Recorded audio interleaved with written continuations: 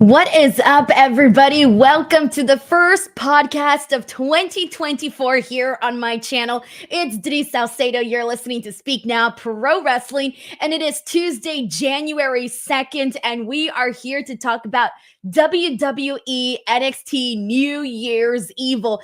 And I think they had a pretty damn good show today. There were some things that I think we're gonna have a pretty fun time talking about, especially the way that things ended. But I think that there was a lot throughout the show, though, that's going to keep us busy with a lot of conversation. Before we get into what went down, I really hope here that everyone had a phenomenal New Year's Eve celebration, New Year's Day celebration. I hope that everybody had a wonderful time, and I hope that everybody is looking forward to 2024. And I also hope that you guys have not already stopped with your New Year's resolution. So hopefully everybody's still on board with their New Year's resolutions.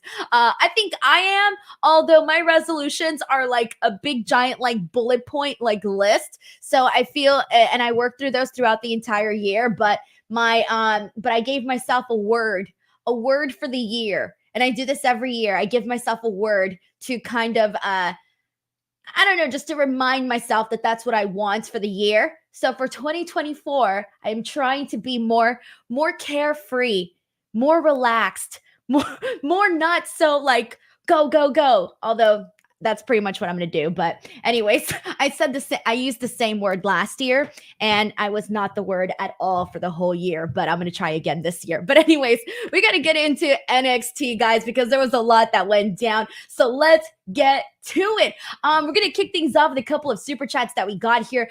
This one here is from Ebony Prince, who says, great show. I still don't trust Melo. Well, Ebony Prince, you should not have been trusting Carmelo Hayes at all throughout the last couple of months.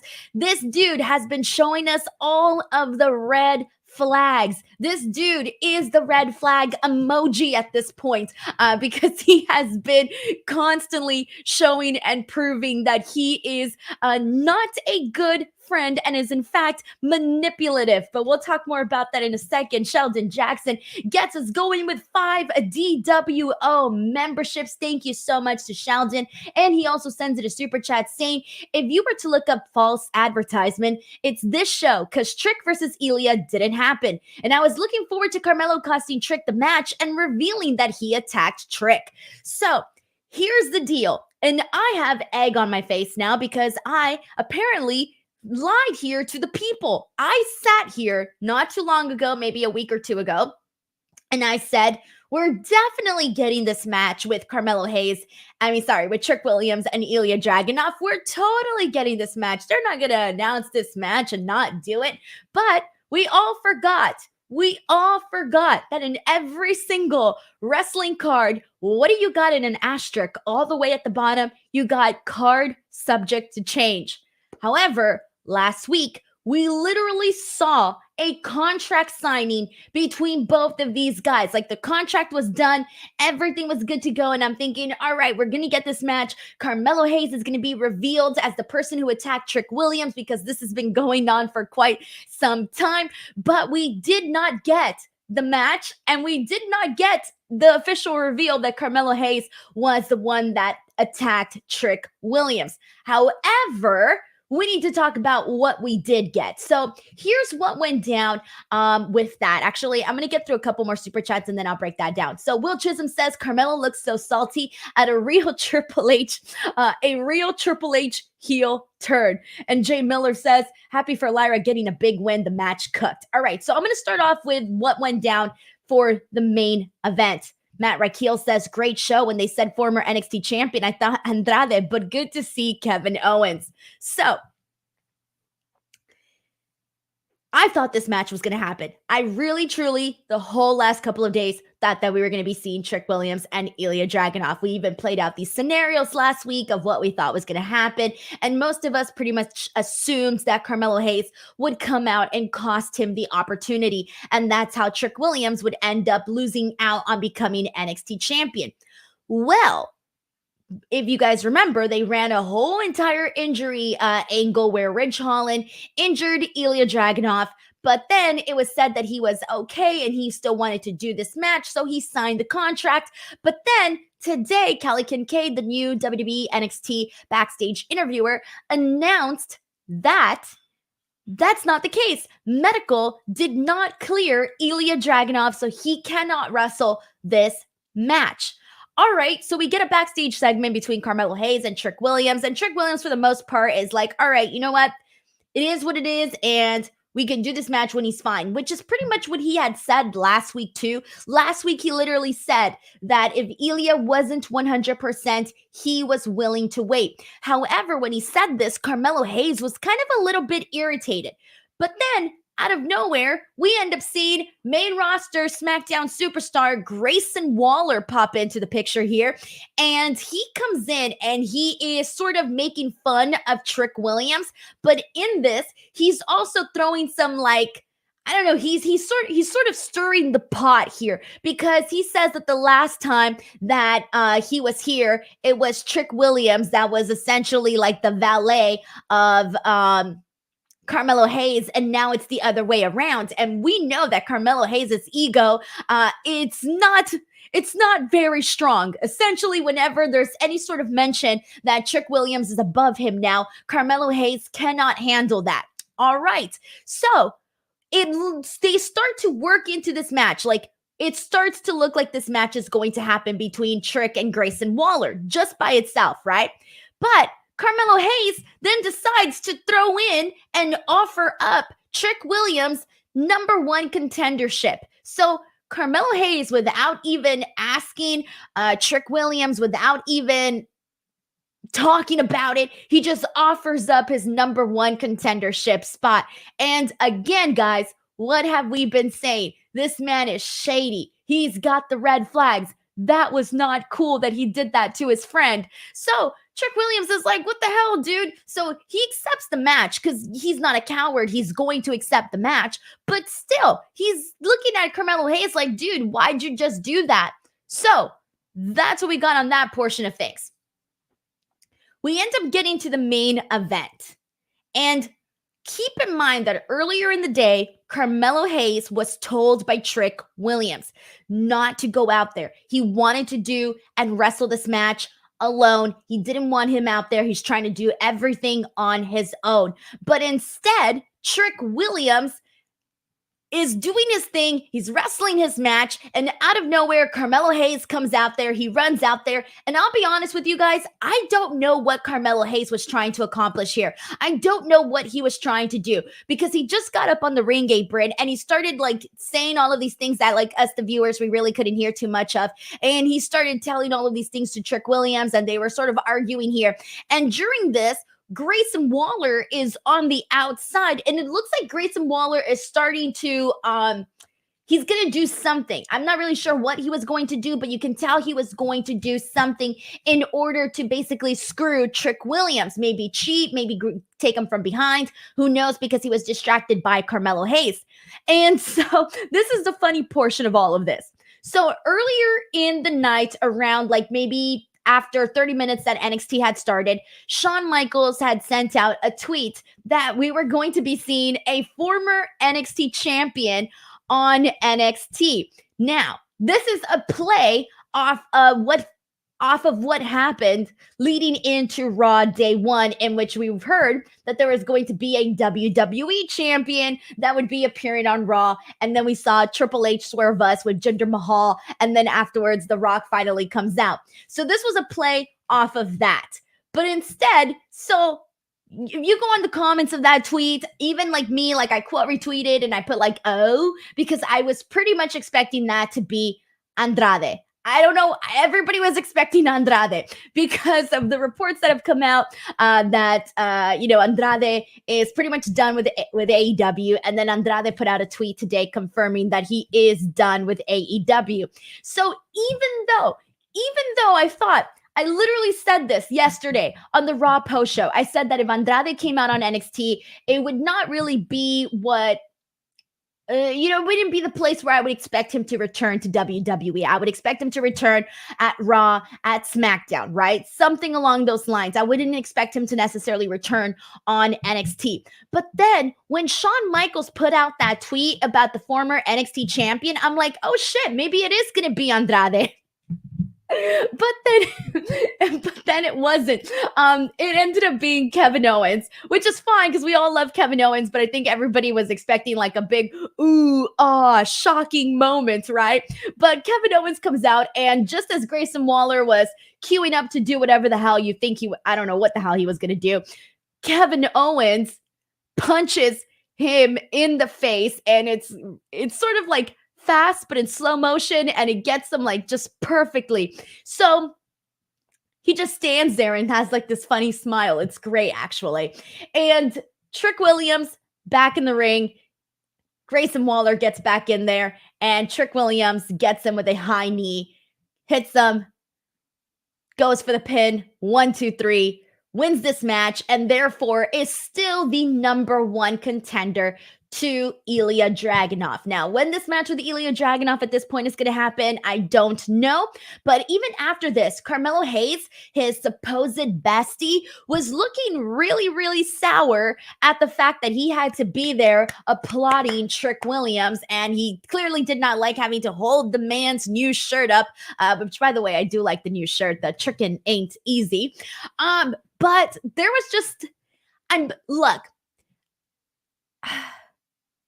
I'm a little bit bummed that today wasn't the official reveal of Carmelo Hayes being the attacker of Trick Williams. I think it's a little bit overdue now. I think at this point, we need to have the moment already. That's it. It's overdue. We're on to a brand new year. We should be moving in a different direction with this. It's still telling the same story, right? Of course, because it's still going to be the focus. It's still going to be with Trick Williams and Carmelo Hayes. But at this point, Trick Williams should know that Carmelo Hayes is not a person that he should trust. And I thought that today was going to be the big blow off, and it wasn't. So I don't know now when the blow off is going to happen.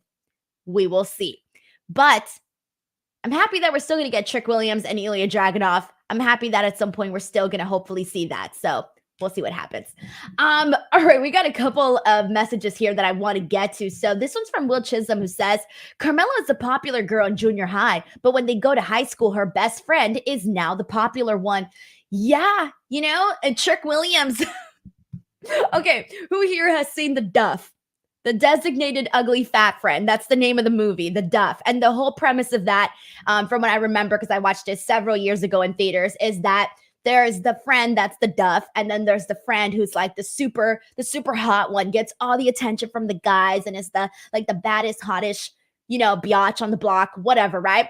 And then the friend is just the Duff.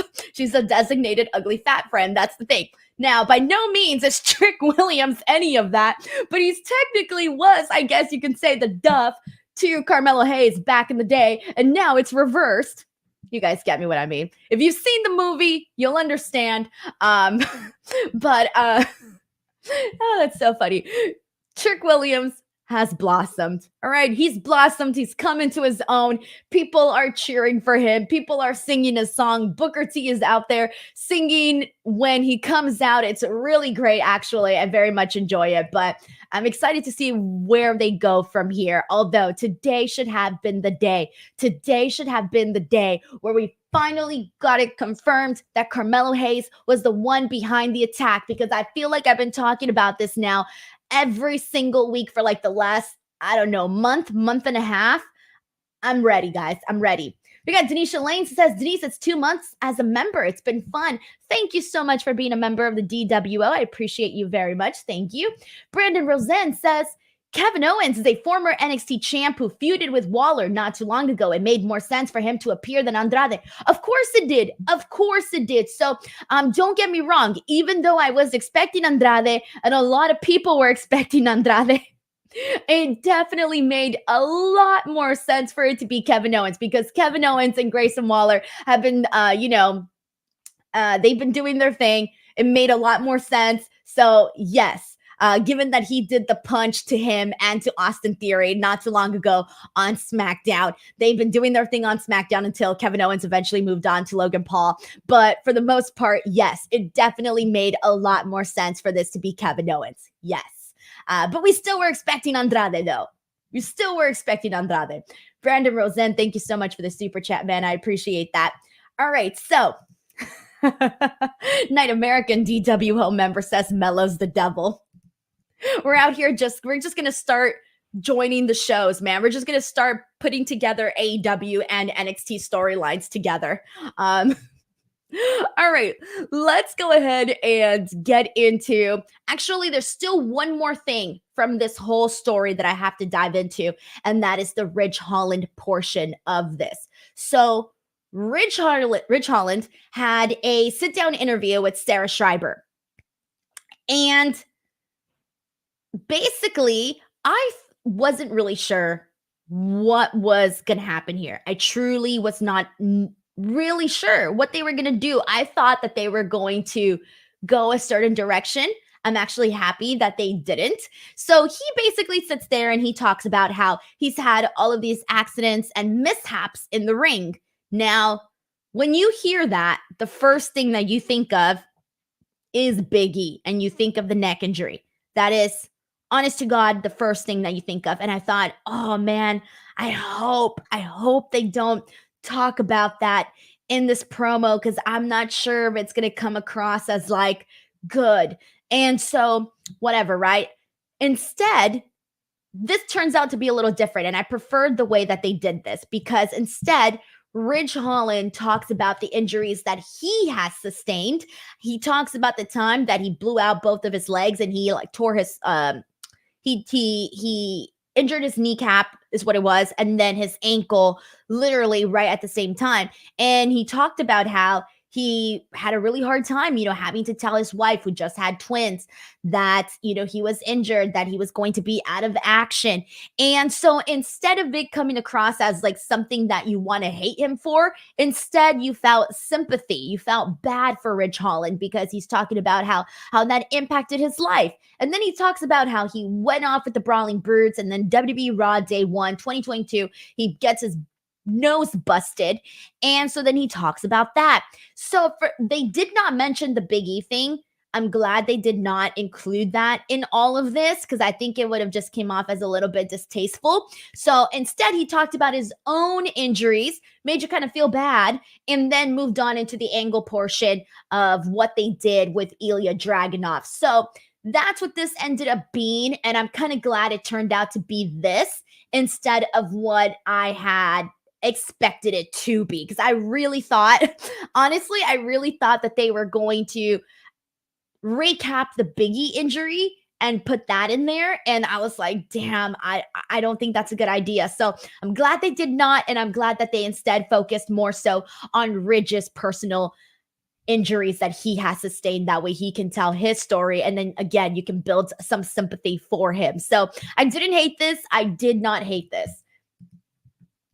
We have Will Chisholm here who says, I love how Ava acts like her dad wasn't on Raw last night. You're right. So Ava Raine has sort of taken this role where she's kind of a messenger between whoever's, for example, she goes into Shawn Michaels' office, she comes out, she does an interview with Kelly Kincaid, she talks about what was said, what decisions are being made. So she's sort of taken on this messenger role. And then I think she's also doing a little bit of giving some input on stories. Like that seems to be the story that we're getting, is that Ava Raine might have some say in terms of being able to push some of her ideas to Shawn Michaels. So that's what they're doing with Ava Raine, which is totally opposite of what she was doing before as a cult member, which is kind of funny, because if you think about it, in storyline, Shawn Michaels is being helped by somebody who was just in a cult. It's kind of funny now that I think about it. But there you go. We're seeing a different direction of Ava Raine. And yeah, no mention of her dad literally being on Raw and nearly breaking the goddamn internet when he said that if he should be sitting at the head of the table. We got Stephen Marchulli who says, Tiffany Stratton as a servant is comedy gold, future WrestleMania main event player. I cannot wait for when we get those skits, Steven. I cannot wait. Chloe Adams says, why is Ava a NXT GM now? Makes no sense. I told you, former cult member. Why is Shawn Michaels trusting a former cult member? Think about it. She's not like a GM in the sense of what we've seen a GM be before. Like, I'm not seeing her in any way the way that we were seeing William Regal, for example. I think she's more so a messenger. That's it. A messenger. That's the way that I'm seeing it. But we got Kaden Crawford here who says, WTF, Roxanne won. Like, what is this after the match? Anything goes. You can have the rest. The ref can't reverse his ruling. It was 1, 2, 3. Roxy pinned her heel. Roxy, love it. Cheers. Reminds me of Becky attacking Charlotte. So let's get to this. So Kaden Crawford, I'm very happy that you sent in this super chat because I definitely agree with you on what we saw between Roxanne Perez and Ariana Grace. So Roxanne Perez and her have this match. Ariana Grace rakes her in the eyes, but somehow, some way, Roxanne still manages to hit her pop rocks. She hits her pop rocks and she wins. 1, 2, 3. Wins the match, okay? Afterwards, Ariana starts getting in her face and telling her that she's crazy and that she's got issues. So Roxanne Perez gets pissed off, jumps on top of her and starts wailing on her, like pulling her hair. She's punching her. She's beating this woman like there's no tomorrow, okay? And she puts her into submission. The referees come out. They're all trying to break it apart. Roxanne Perez is ignoring all of them. She's just continuing to attack Ariana Grace. So then the referee decides to tell Alicia, the ring announcer, hey, I have decided to reverse my decision, and now Ariana Grace wins this match because of the actions of Roxanne Perez post-match. What? I hated that part. What are we doing? She won the match. She won the match fair and, well, she won the match. Yeah, she won the match fair and square. If anything, Ariana Grace was the one who raked the eyes. It wasn't Roxanne Perez, but he reversed the decision because of the post-match attack. I did not like that. I hated that. And here's the thing. Roxanne Perez is supposed to either start or transitioning or is supposed to be a heel. Okay? She's supposed to be turning into a heel. She's no longer cutesy little Roxanne Perez who fell in love with the WWE when she was a little girl and she made her dreams come true and came to the WWE. That's not the version they're presenting of Roxanne Perez anymore. Now she is good girl gone bad, all right? And we've been seeing this now for months. She's been a lot more edgy. But here's the thing though. I cannot fault Roxanne Perez here. I cannot fault her. She won the match. This girl then gets in her face, starts talking smack. All right, I'm going to kick her ass. Simple. I'm going to kick her ass. Roxanne Perez kicks her ass. And then they decide to turn the finish, to reverse the finish, whatever. And so, of course, she's pissed. If I was Roxanne Perez, I would be pissed too. What are we doing here? Roxanne Perez is the heel, but I agree with her. I agree with her actions. I think I'm a heel, but I'm sorry. I felt like this was not necessarily the best way to go about it. I think if you wanted this to make a lot more sense, you just have Roxanne Perez be the one to rake the eyes of Ariana. And then afterwards, you have her do the same exact attack, and that's it. Eventually, pull her off, and that is it. Everybody here would have gotten the hint that Roxanne Perez is turning into a heel or is already a heel. All right? We did not need the reversal of the finish, of the outcome of the match. No, it should have just ended right then and there. She attacks her, same exact attack. They finally pull her off. Roxanne Perez is furious. Booker T on commentary could be like, I don't know why she's doing this. She already won the match. This is unlike Roxanne Perez. And that's it. We would have all known, hey, Roxanne Perez is not the same anymore. But I hate it. I did not like that they took back her win. That's the one thing I wasn't a fan of. But I am a fan of seeing Roxanne Perez as a heel. That I am interested in. I am interested in that. We've been seeing glimpses of it now for a while, but again, I wasn't interested in the reverse of the call.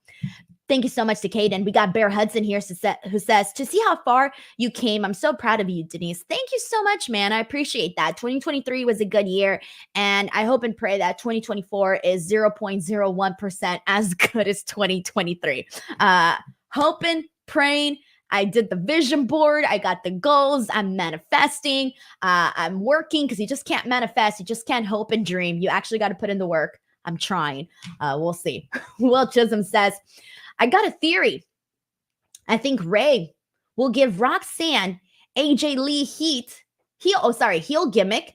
And I think by Mania weekend, she wins the women's title. I don't know if she will. I know we all want to see Roxanne Perez be NXT Women's Champion again because her first run as champion was definitely not enough. It definitely was not enough. It was so short. Nothing real major happened in it. It was so short. Now, Lyra Valkyria right now is our babyface champion. We love her. She's doing great. We'll talk more about her in a second. If they did this where come stand and deliver, we had Lyra Valkyria and Roxanne Perez one-on-one. Of course, babyface Lyra, heel Roxanne, and Roxanne won. Ooh, I would be interested. I would like that. I know that I've already said this. I've said that I really want Lyra to have a nice little lengthy run. I do think that from when she won it, if she carried it through to NXT Stand and Deliver, I do think that's a really good period of time. And it's definitely a lot of time for her to have some really great matches, some great stories in between from now and WrestleMania weekend. And Roxanne Perez getting another shot at the title, but with a different iteration of Roxanne Perez, so a heel version instead of babyface Roxanne. I would love to see that as well. So I would be on board with that. I do not hate that, Will. Thank you so much for that super chat. We got Mike Parker who sends in a very generous super chat saying, jumping ahead as I have to get up early for work. Lola started moving into the title picture tonight as I thought. She's picking things up as well. Has a huge following and an amazing look.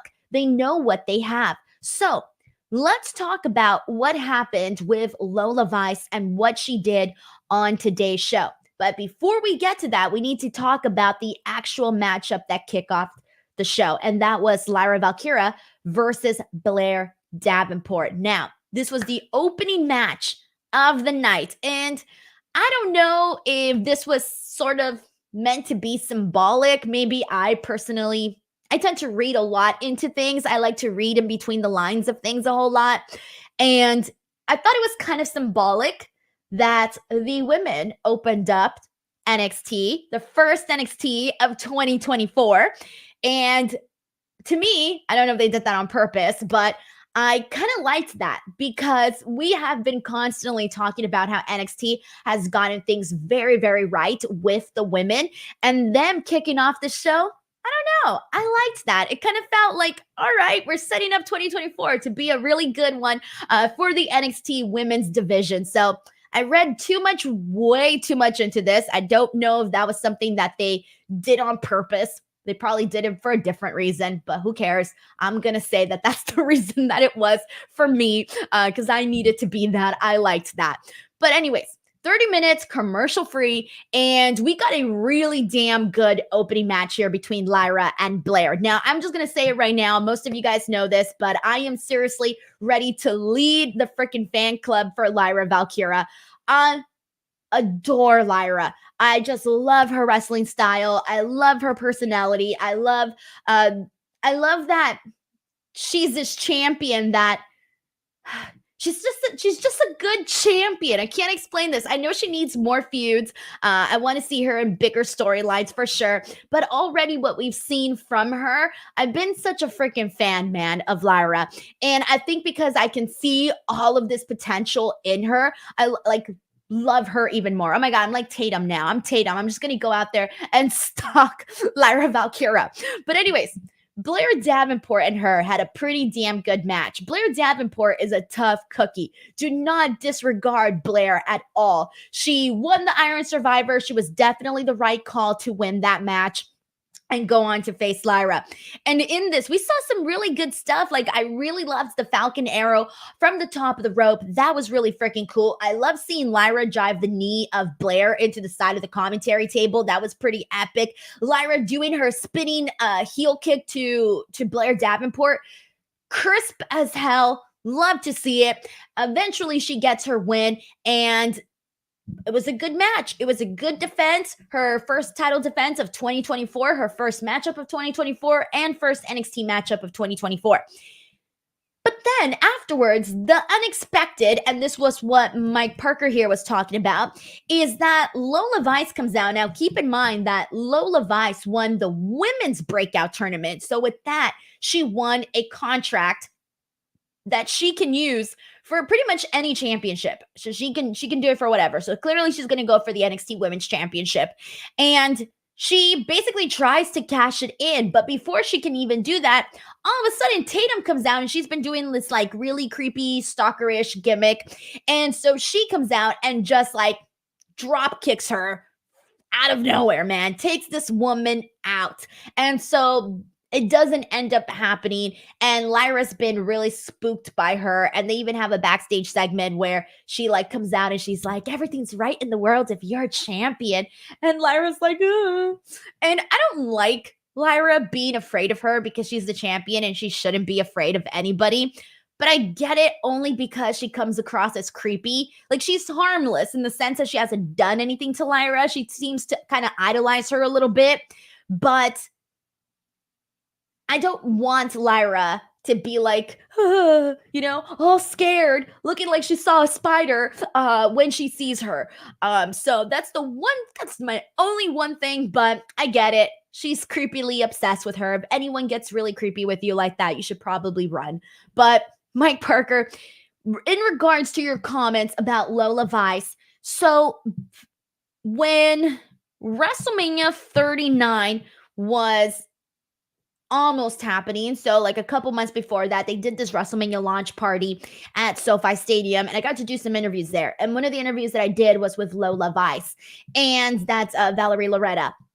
The way that she spoke about what she was doing at the Performance Center, how she was trying to get really good at wrestling, how she talked about making the leap from MMA to pro wrestling, just listening to her talk about it and what she was doing, it really gave me the feeling that she wasn't just here to try to be famous. Like, she wasn't just here to, be cutesy. Like, she was really here to put in the work. And so I really just liked her attitude and the way that she approached the subject when I asked her about it. You can watch that interview here on my channel. And so she has a phenomenal look, and she's different from a lot of the other women that you have on the show. And obviously you want to have that. You want to have a nice catalog of different personalities and different looks and different people with different backgrounds. And seeing Lola Vice, I really truly think that the more she gets even better in the ring, because she does have this very, gorgeous look, I just think she's going to rock people's worlds, man. People are going to be out there and be like, oh my God, I got a crush on Lola Vice. Oh my gosh, she's good in the ring. Ooh. Yeah, check all the damn boxes.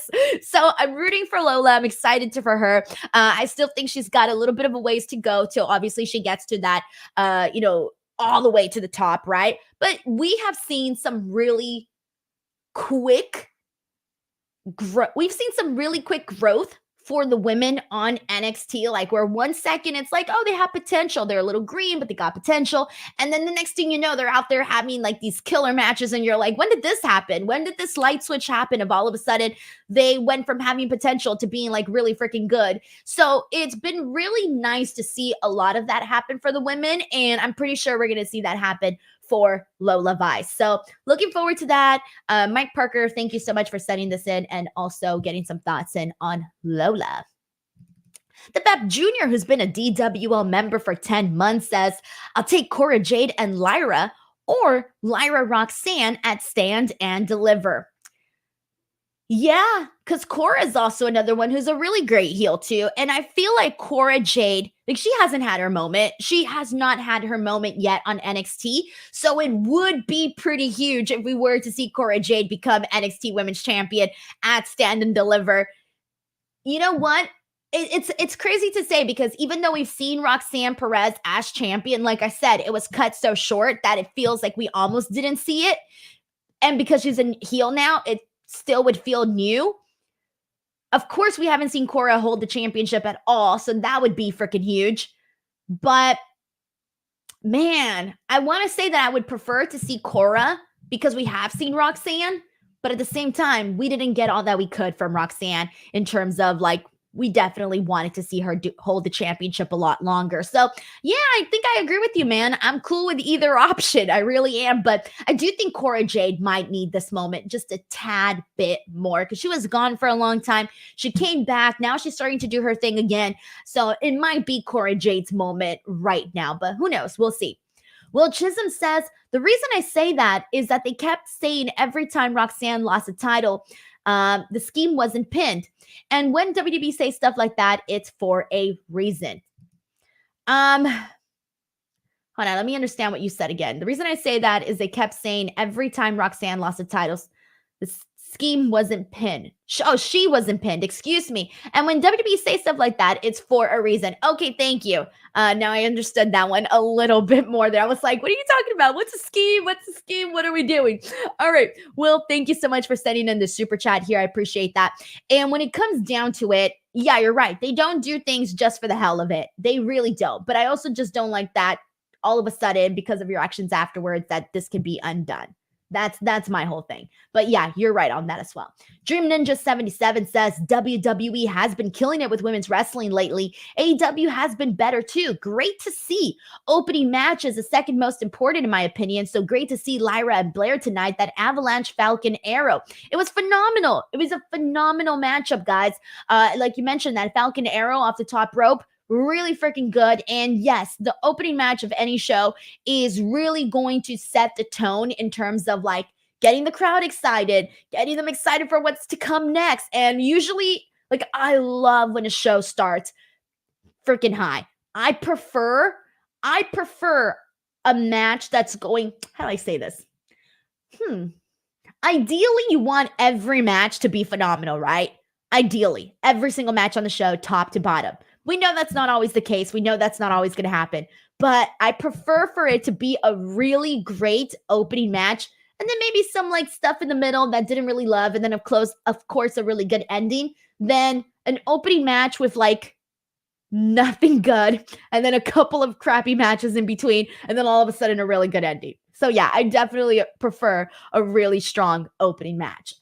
It makes me look forward to the rest of the show. Dream Ninja 77, thank you so much for that super chat, man. Thank you.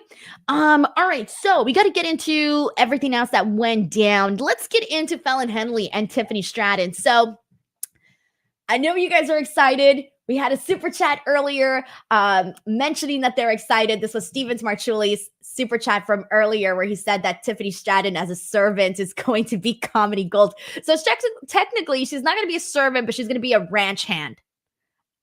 I guess that's a servant. I don't even think I really know what a ranch hand is, guys. I'm from Los Angeles. I don't know what a ranch hand is.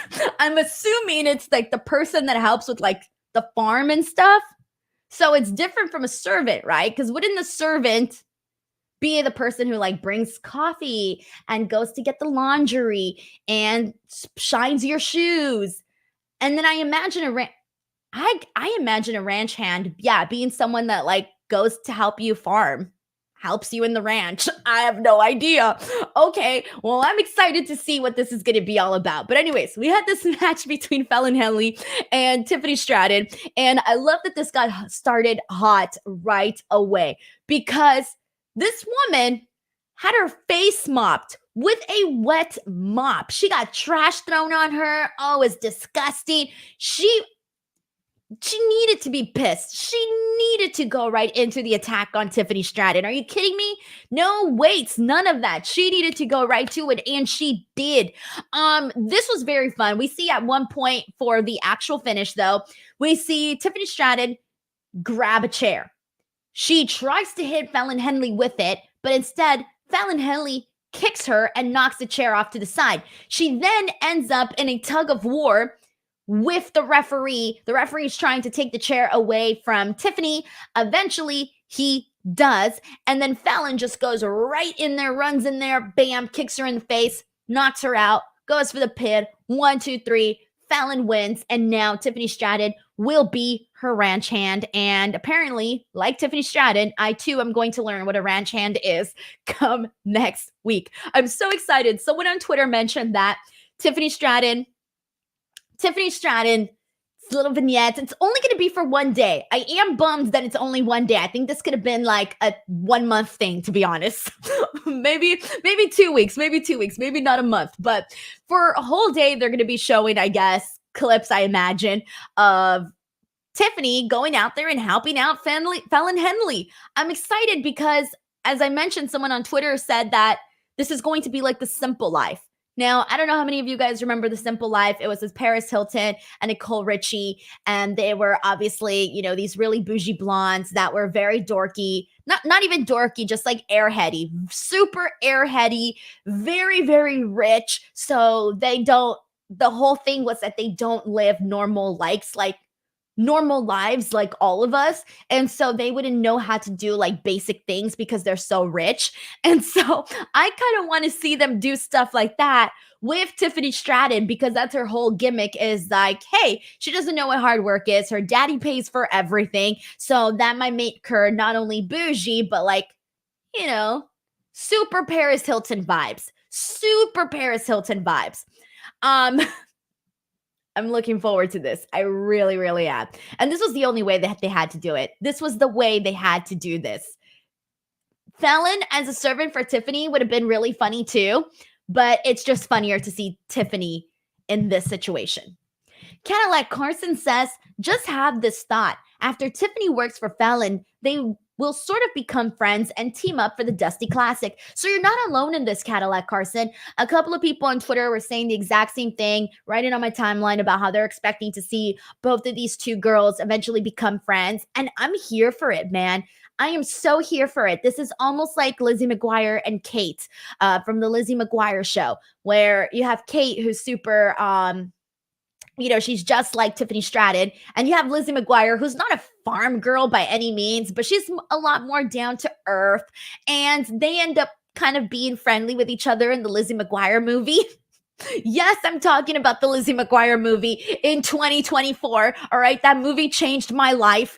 And so I can see them kind of forming some sort of friendship like that. And those friendships they're kind of cool to see, They're kind of cool because they're two friends that come from different worlds. So I would like to see that. The odd couple stuff, I'm always a big fan of. So Cadillac Carson, I like your idea here. And guys, we just got an extremely generous super chat from Throwback 978. Throwback 978, thank you so very much for this super, super generous super chat. Like, you've literally just helped me make the entire year. Thank you so freaking much. Throwback 978 says, when Fallon Henley winning their match against Tiffany Stratton, do you see the possibility that they team up for the Women's Dusty Cup? Do you see them winning? Farmhand is a person that shovels poop. Tiffany tweeted the Simple Life Season 1 poster. You're awesome. Okay, so first of all, that's even worse. Are you kidding me? She's going to be out there shoveling poop? Okay, that's freaking great. I'm assuming she's probably going to be like milking cows, brushing the tail of a horse. Oh, that's terrible. By the way, I don't know how many of you guys have ever milked a cow. Believe it or not, I've lived my life in Los Angeles my entire life. I've never lived anywhere else. I'm as city girl gets, okay? But when I went to Costa Rica, I went on a little excursion, and part of that excursion was to a dairy farm because I love dairy. And so, for those of you who watch my London vlog, you know this. Although I don't think eggs is dairy. All right, whatever. Moving on from that. The point is, I went to a dairy farm, and there they allow you to milk a cow. And I thought, oh my God, this is going to be great. I'm going to milk the cow. It was the worst thing of my entire life because when you milk the cow, the little things, I don't know what they're called, the little things that they have, they're very slimy and they're very wet. And then you have to like turn it. Like this is the thing, and you have to like do a little bend and kind of get it to like have the milk coming out. It's awful. It was awful. They need to have Tiffany Stratton do that. I need to see Tiffany Stratton shoveling poop, milking cows, out there sweating with the stinky farm animals. We need to see all of it. I'm so excited for this.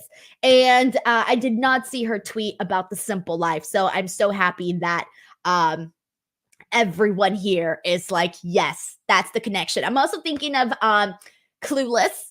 I think we're going to see like Clueless vibes too. Fun stuff. All right. Throwback 978, thank you so much for the super chat.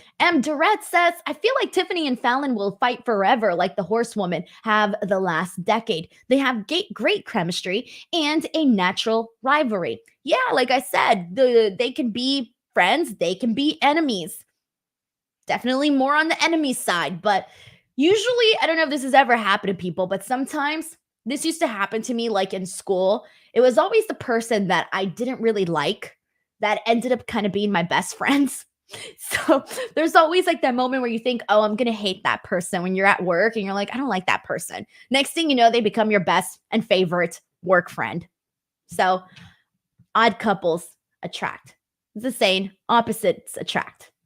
Durrett, thank you so much for the super chat, man. Okay, I am not going to say the N-word for the cows. For the cows. I don't even think I could say that on YouTube. You know, the T-word, the little cow things. I'm done. I'm done with the cows.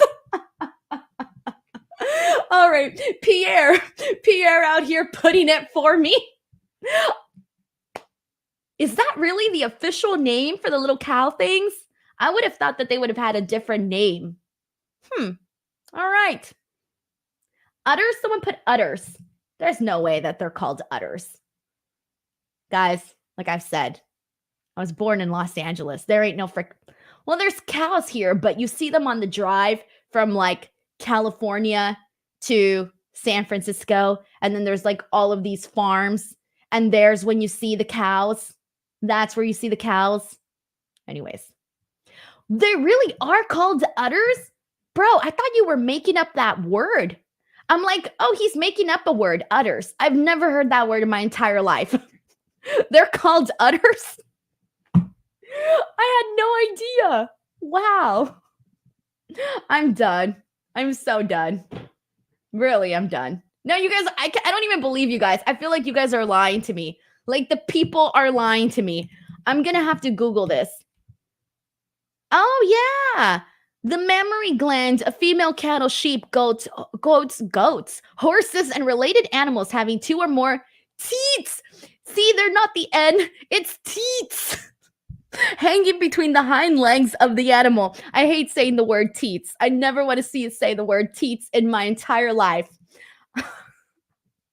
Oh my God. I had no idea. Wow. Really no idea. Learn something new every day. All right, so men's breakout tournament finals. Riley Osborne and Oba Femi competed for the finals of the men's breakout tournament, and this was fun, guys. Again, two totally different styles when it came to both of these guys, two totally different competitors. You name it, they couldn't be more different. But damn, this came together pretty nicely. I love seeing Oba Femi go out there and just look powerful as hell. I love seeing Riley Osborne go out there and he just does everything so nice. I love seeing him do his shooting star press. Always looks very good. I had fun with this match. Of course, you still have like the love story portion. Thea Hale in the back. She goes out there. She's, cheering him on. very cutesy stuff that they're doing with Thea and Riley. Looking into, I'm interested. They've got my attention. But anyways, Riley goes for the shooting star press, but Oba ends up moving out of the way. So then Riley drop kicks him and then goes to try to do the shooting star press again. He does it, but Oba gets his knees up. And so then Oba is able to manhandle him a little bit, power bomb him, goes for the cover. 1, 2, 3. Oba Femi wins this match. So Oba Femi, I think for the most part, a lot of people going into this tournament were already expecting him to win. They really were. He has a great look. He's big, he's strong, he moves good. He doesn't move like a stiff. Like he's not those big guys that be all like robotic and stuff. Like the dude is pretty athletic and you can tell his personality is coming out a little bit. You can see it in the way that he like kind of works with the crowd. So that's been kind of cool to see. Like you can see the makings of a potential star with Oba Femi. And I was thinking about this because now that he has the men's breakout tournament contract, I would kind of like to see him go after the NXT North American Championship. And the reason I say that is I was thinking back, and unless I'm forgetting someone, I don't feel like we've had a big meaty guy as NXT North American champion since like Bronson Reed. I do not remember anybody after Bronson Reed that was big and meaty that had the NXT North American Championship. Unless I'm forgetting somebody, I'm pretty sure it was Bronson Reed was the last meaty guy to be champion. And so it's been a while. I want to see Oba Femi go for it, man. Switch things up. I love, obviously he doesn't have to do it right now because, or maybe he could, or not technically because Dragon Lee, I don't know how long he's going to be out for because he's having visa issues. I don't know how long that's going to keep him away. But once he comes back or afterwards, I don't know, however long they want to do it for, I do think that would be a really cool opportunity, though, if we were to see him become NXT North American champion. Plus, Dragon Lee is technically on the main roster, although I do love his matches that he's having on NXT. All of the matches that he's been having, the 2 of them that he's had as NXT North American champion were really great. So part of me is like, damn, I don't want to see Dragon Lee lose the title. But at the same time, I do want to see a big meaty guy as NXT North American champion because it would be something different on the show. So there you go. Shelton Jackson points out that we've had Bronson Reed, Solo Sikoa. Yeah, you're right, Solo Sikoa. Keith Lee was before Bronson Reed. He wasn't after Bronson Reed. And then Damian Priest, he's big. I don't know if I consider Damian Priest meaty, though. Damian Priest is like tall, but I wouldn't say he's meaty. You know? I'm talking like meaty. You know I like the meaty guys. All right.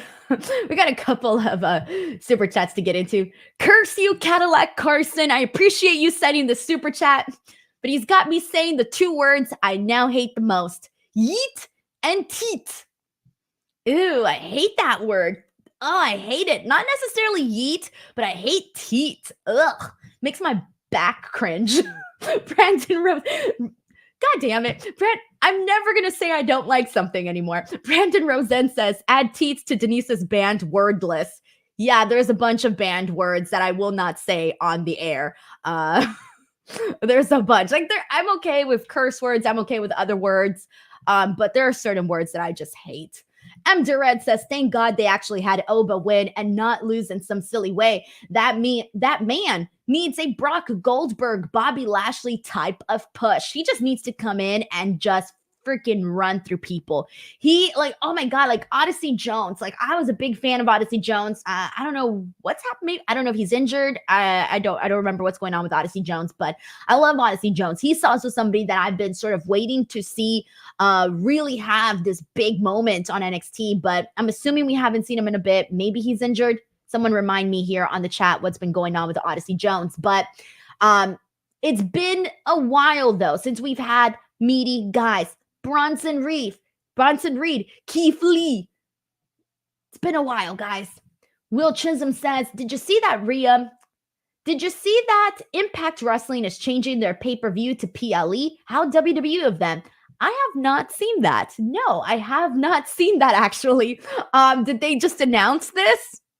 I have not seen that. Will, thank you so much for letting me know. I will check afterwards. Christopher says Odyssey Jones was drafted to Raw. Odyssey Jones was like, what the hell's been going on with Odyssey Jones? Let me freaking Google this. No, hold on. Why am I forgetting what's going on with Odyssey Jones? Hold on. All right, he was put as part of the WWE Raw draft. Yeah, he was drafted to Raw. And that's it. We haven't seen him. I didn't even remember he was drafted to Raw. Didn't even remember he was drafted to Raw. Damn. Wow, they did my man dirty, man.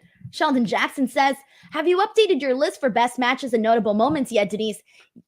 Well, notable moments, obviously I put The Rock coming in for WWE Raw Day 1 and him mentioning the head of the table. So that being like the first mention that he's coming after Roman Reigns. But I have not put a match yet. I'm very, very picky when it comes to whether or not it's going to make it on my best stuff list. There's still not a match that has been added to my best stuff 2024 list. Sorry, guys. I'm going to be extra bouge about it. All right, so I will let you guys know when I'll start once I start updating the actual list, once I feel there's a match that was so deserving it could go on it, I will update the people. I will definitely update the people. All right, so thank you so much to the man who says that he's also been doing dark matches. All right, that's good to know. That's good to know because I really liked Odyssey Jones and I feel like we needed to see more of him on NXT. Like, we never really got that much from him on NXT. Like, he came out, he did the tournament, he won. That was it. That was really it. Sheldon Jackson says, just keeping you honest and making sure you don't forget about it. I'm trying not to forget about it. I started it last year. I think I wrote down like 2 matches in January. And then that's it. I never updated it ever again. So then when it came to the end of the year, I had to go back and really think about what I liked. And then I still forgot certain things. So I'll try again this year. We'll try again this year. All right, guys, there's only one more thing to really talk about in regards to NXT, but that was that Carlito came out and assisted Joaquin Wilde and Cruz del Toro in this 6-man tag against the No Quarter Catch Crew, which is Drew Gulak and Miles Bourne and Damon Kemp. I laugh, by the way, because Damon Kemp looks like one of my brothers. So every time I see Damon Kemp, I swear it's my brother in like a couple years, not a couple years from now. I don't know how old Damon Kemp is. How old is Damon Kemp? Let me see. Damon Kemp is, I don't know how old he is, but my brother in about like maybe 10 or 15 years or so.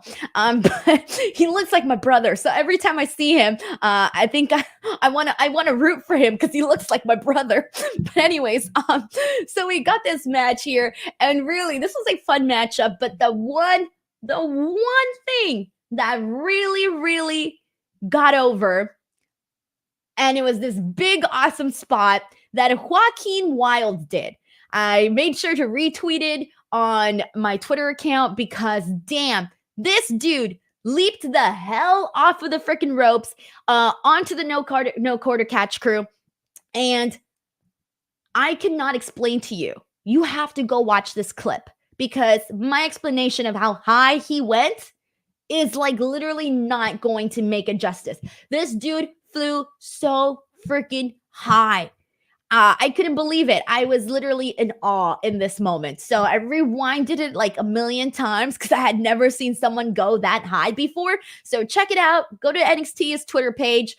Watch the match. Do whatever you need to do. But make sure you watch that one moment from Joaquin Wilde. He also had some other little moments. I think at one point he did like a corkscrew on the outside. That looks pretty cool as well. But for the most part, that was like the big highlights. But I also want to say that the LWO, Wild and Cruz, they've really been consistent. Like even before they went to the main roster, like they had really good matches on NXT when they were with Santos. And then they went to the main roster and got into this, whole storyline with the LWO and Ray and Santos. But they are really good as a tag team. And I don't think we've seen how good they are as a tag team on Smackdown. We've seen it on NXT before. And then tonight was a reminder of that. I feel like today I remembered, oh yeah, I really like these guys as a tag team. So what I'm going to say is they need to push these guys more because the LWO, specifically Wild and Cruz del Toro, can really be a stupendous tag team, but they need to be given the opportunity to really show that just a tad bit more on SmackDown because they've been on the show and they've been part of this big storyline, but I think they need to remind people that, hey, these two, they can do cool stuff. So I'm rooting for them. I'm rooting for these two guys for sure. And that's basically it, everybody. That was WWE NXT New Year's Evil. And this is going to be a big week period. Tomorrow, I will be on here with Righteous Reg, and we're going to be talking about AEW Dynamite. It's going to be the first Dynamite of 2024. Plus, it's also the fallout from AEW World's End. And then on Thursday, we're supposed to be seeing or hearing rather the announcement from Triple H. Depending on how big that announcement is, if it's something really huge, then I'll probably do an impromptu podcast. If it's just something simple, then I won't. But then if not, I'll be here on Friday to talk about SmackDown. SmackDown's looking pretty huge too because they got the triple threat match. The winner of that's going to go on to face Roman Reigns. Logan Paul's going to be there. Roman Reigns is going to be there. We also have the finals, Santos Escobar versus Kevin Owens for the United States Championship #1 contender tournament. So that's happening. So I'll be here then.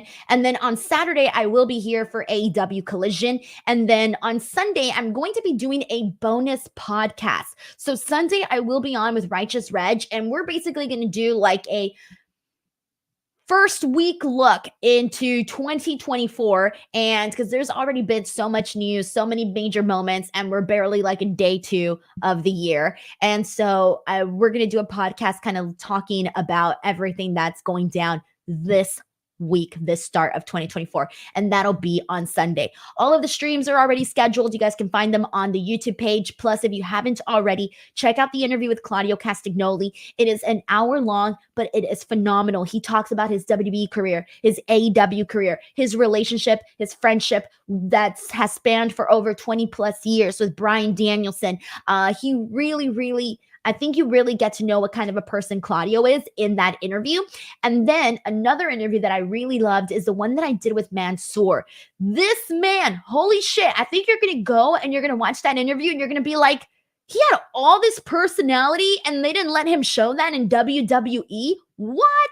You're going to be shocked. Really great stories, really good impressions, you name it. A very fun interview to listen to, as well as Mason D. Madden, who was Mace in WWE, also gave me a phenomenal interview. So check those out as well. And because this is also an NXT podcast, I know you guys are NXT fans. So of course, I had Mackenzie Mitchell on, and she is just phenomenal. We had a conversation that was very fun. Been getting to know her a little bit more.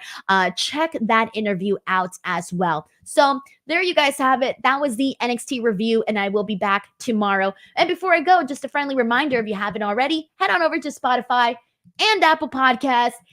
Go and leave a review, guys. Help a girl out for 2024. I want to get to the top. Go leave a review. Thank you, everybody. See you guys on a bunch of shows this week. Bye.